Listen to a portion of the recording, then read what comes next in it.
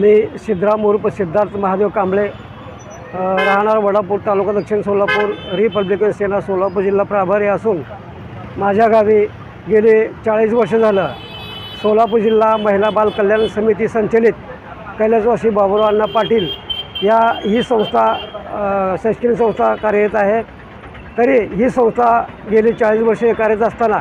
या संस्थेला अद्यापर्यंत स्वतःची इमारत बांधता आली नाही आणि ही संस्था गेली 30 वर्ष झालं ग्रामपंचायतच्या 3 खोल्या बिना मोबदला आधारित हे वापरत आहेत व या शाळेचा सद्यस्थितीचा शैक्षणिक दर्जा घसरलेला असून त्या ठिकाणी 3 शिक्षकाची कमी आहे आणि या ठिकाणी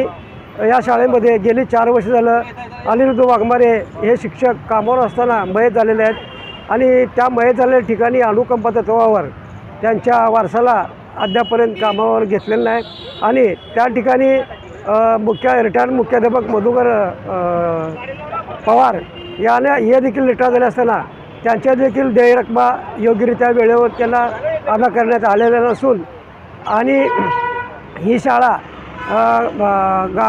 ग्रामपंचायतच्या जागेमध्ये अतिक्रमण मध्ये चालू असून